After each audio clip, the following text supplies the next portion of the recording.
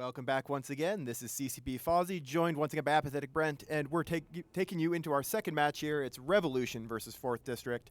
And you just saw a Gnosis there on the screen, another one of these rare ships that we gave out to everyone on the 10th anniversary of EVE. Quickly, we'll just go over the bans here. This is the first time we're seeing them as well. Revolution here banned Basilisk Scimitar, and then 4th District Armageddon Dominix. Brent, what would you say those bans indicate? Well, I would say that Basilisk Scimitar means that they obviously want to come up against an armor comp. And why they're doing that, I'm not exactly sure with this setup because it's so hodgepodge. And then Armageddon Dominix means that the 4th District does not at all want to deal with drone setups. Yes, and which I can understand why they wouldn't want to, because 4th District has brought an ECM team, and drone setups are a problem for them. However, what we have seen is the Revolution brought drones anyways with those Ishtars. The Sacrileges themselves are missiles, and so I can imagine that if they want to kite with the Ishtars, they might be afraid of a fast team, so might be afraid of shields. But still, the Sacrilege doesn't really fit too well with that. No, it's a bit of a weird comp here. 4th District, of course, here with Rooks that do a ton of ECM, do some decent damage. Thoraxes and Enyos do extra damage. The Proteus is going to be providing links that make the ECM even stronger. There's going to be a lot of jamming here. It'll be interesting to see exactly how it works out, because the Sacrileges will get jammed out pretty quickly, but the Ishtars have drones. So, yeah, well, and Damps replied pretty well to the 4th District, but then as those jams landed, they started falling off. We do have damage coming in onto the Thoraxes, which, by the way, I think if you're going to run an ECM team, a Thorax is a pretty decent addition. Something that's fast, can get right on top, and do a lot of damage in the short amount of time that things are going to be jammed. So we've got one Sacrilege. The captain for Axel Rust, the one that was just on screen there, is not moving, hasn't moved since the match began. I'm looking at him right now, and there he goes. He wasn't firing, he wasn't moving. It looks like he might have fallen asleep. Maybe he decided to pull a Seamus and go for to relieve himself at the beginning of a match. Absolutely. But one way or another, he's now back, so hopefully he'll be able to contribute to his team again. Still no really significant damage being applied. We're not seeing any reps hitting for the Revolution at the moment, probably because the Anurus is jammed, but we are seeing reps for the 4th District. That is going to be a big, big thing in this, because the 4th District is going to probably be able to consistently jam with that Anurus. It's the only thing that they need to really jam with Glente jammers, because you don't need to jam the Ishtar. Absolutely. I was a bit surprised there that they are going after the Merlin as well as the Ishtar at the same time, because with an ECM comp, they want to get as many target off the field as quickly as possible so they can spread those jams more efficiently. Now we do have the Ishtar of Jennifer 1 getting into middling armor, but these jams are very effective. The Thoraxes that are taking damage, it's hardly noticeable, but we did just now get some more E-War effects onto the Thorax of Calder DK, so maybe they're about to start getting more damage on him. Yeah, we see the damage picking up a bit, but he is still getting reps, and meanwhile the Ishtar of Jennifer is dropping slowly but surely. We're seeing these guys are all sitting within guard range right now of the drones dropped by the Ishtar, so those are the highest DPS sentry drones. That's the best place for a Revolution to have this fight. They want to keep it within that sphere. All right, well, I really, really, really hope that they're able to knock down another 2 Thoraxes before Kupo B's Ishtar goes down. While I don't appreciate the 9-man setup, I really dislike ECM, to my core. So I'm really hoping that Revolution wins this match. Yeah, so you see the control bar here for 4th District is all the way over to full. That indicates to us not only that they have a lot of control modules, but they're actually applying all of them right now. So all of their control chips, all the Rooks, and then any damps they've got probably spread out on the Atrons and the Enyo, those are all applying right now. They're actually all landing. They may not be getting jams, because ECM is a roll of the dice, but it does mean that they're at least applying them, which is a very good place to be. You see the control bar for Revolution is not full. The 4th District is doing something a bit weird right now.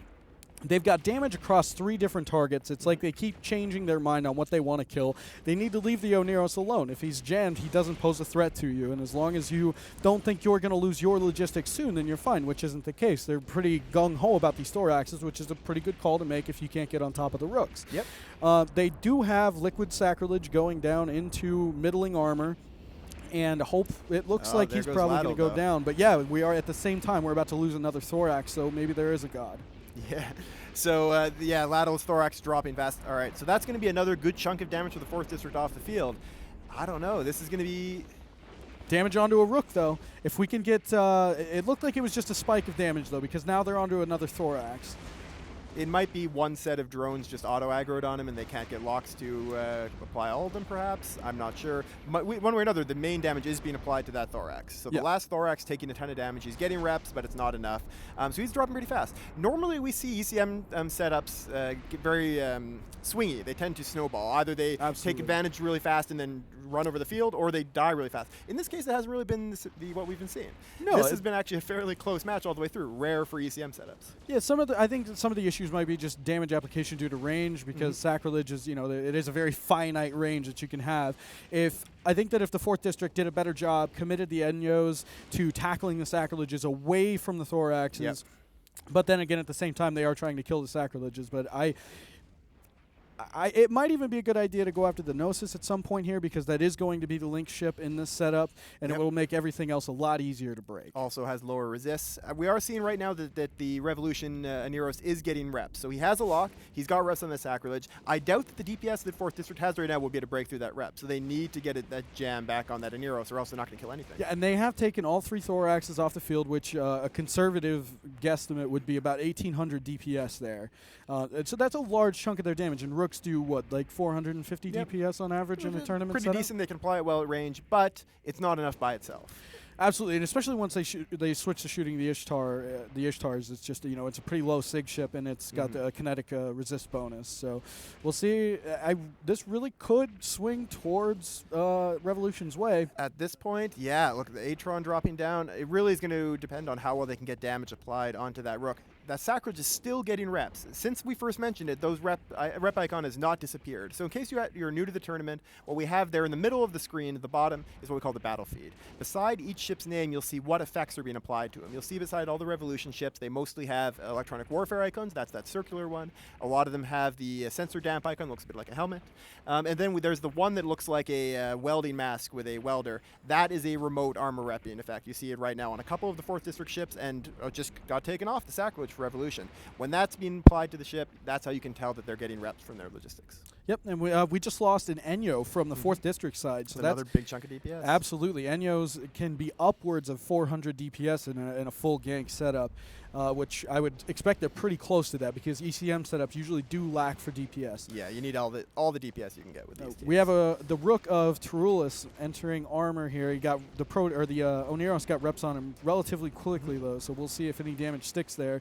Meanwhile, no reps on the Sacrilege, so it looks like they have either damped out or jammed out successfully the Oneros for Revolution. Atron dropped there very quickly, and it's off the field, so that's another Frigg down. And Atrons, again, do quite a bit of DPS for the point. They're one of the highest DPS Tech 1 frigates, only 2 points, and they're going to be contributing a lot to that. So Revolution doing a good thing, clearing off as much DPS as they can here. We just got reps back onto the Sacrilege of Axel Roos.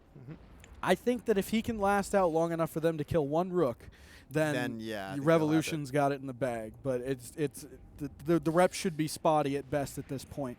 And there was just a web applied to the Gnosis. I don't know if they're going to switch, but it might not be the worst call right now, because they're not having any luck on Axel Roos's. No. Or switch everything to jamming the DPS guys and try to take down the Aneros. That's also another option. Although it depends, I guess, on how many Galente racial jammers they have. If they've got a bunch, then they might want to leave that Aneros for jamming, as we see him lose lock again. So what happened there was the Sacrilege got all the way down right beside structure, but then the Aneros got a lock again, and he got brought almost all the way back up. And so he's just bouncing back and forth. This is going to be a very stressful moment for him. He's the captain for the team. Dropping back down through armor now, and we'll have to see if 4th District can bring him down before the Aneros gets lock again. Yeah. I'm not sure if going for the Proteus is the right call. I don't know if there's a positional issue where they can't get on top of the... Actually, we just got tackle on the Oneros. That is huge. But okay, they lost tackle again. And it looks like it's an ASB Oneros. I thought I saw a shield rep there, but I'm not sure. But either way, if they can reestablish tackle onto the Oneros, then this would actually turn into a pretty easy match for them. Yep, so the Aneros is definitely ASB repping here, or local repping with shields. Right now all he's got is some drones on him. He's pulling range from the Sacrileges, and it looks like he's getting out of range. So he should be fairly safe here now. Yeah, so this is becoming a game of cat and mouse, and at this point, Revolution will win by 1 point if another ship doesn't die. Wow. So at this point, if you're a Pupilish there for the 4th District, you need to survive, because they need to keep this from pulling away from them.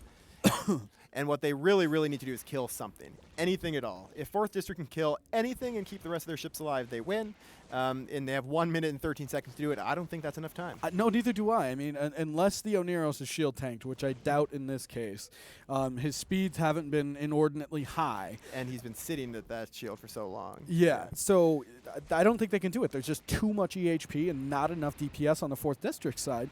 So I think with a 9-man setup, Revolution might actually take this match. And meanwhile, we see the Oneros there for 4th District dropping fast. He's on the reload for his ASB. He can't boost it right now. I'm looking at him, and he's not boosting. And right now, he's just taking some damage from the sentry drones. Yeah, it's just Ishtar's. He's not tackled at all. So, But that's going to go down, and that's going to easily take it out of reach for 4th District. There we go. So that's going to be a win for Revolution.